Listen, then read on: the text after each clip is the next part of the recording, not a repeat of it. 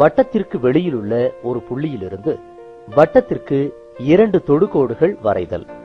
10 centimetre விட்டமுள்ள வட்டத்திற்கு வட்டத்தின் மையத்திலிருந்து 13 சென்டிமீட்டர் தூரத்தில் P என்ற புள்ளியை எடுத்துக்கொண்டு P யிலிருந்து வட்டத்திற்கு 2 தொடுகோடுகள் வரைந்து தொடுகோட்டின் நீளங்களை அளத்தல்.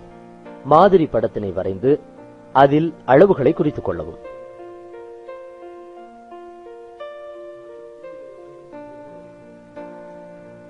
ஓவை மையமாக கொண்டு 5 சென்டிமீட்டர் ஆர அளவிற்கு ஒரு வட்டத்தினை வரையவும். ஓவிலிருந்து 13 சென்டிமீட்டர் தூரத்தில் P என்ற புள்ளியை குறித்துக் கொள்ளவும்.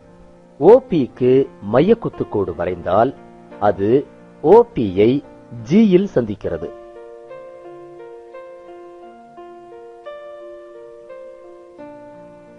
G ஐ மையமாக கொண்டு OG அல்லது GPயை ஆரமாக கொண்டு ஒரு வட்டம் வரையவும். அது வட்டத்தினை AB யில் வெட்டுகிறது. PA மற்றும் PBயை இணைக்கவும். PA, PB என்பன தேவையான தொடுகோடுகள் ஆகும்.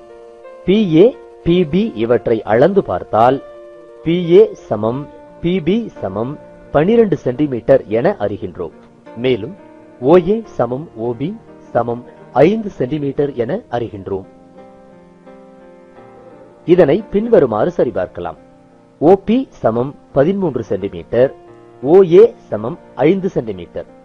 முக்கோணம் OPA என்பது செங்கோண முக்கோணமாகும். பிதாகரஸ் தேற்றத்தின்படி PA இன் அடுக்கு 2 சமம் OP இன் அடுக்கு 2 கழித்தல் OA இன் அடுக்கு 2 சமம் 13 இன் அடுக்கு 2 கழித்தல் 5 இன் அடுக்கு 2 சமம் 169 கழித்தல் 25. PA இன் அடுக்கு 2 சமம் 144. PA சமம் √144 சமம் 12 சென்டிமீட்டர்.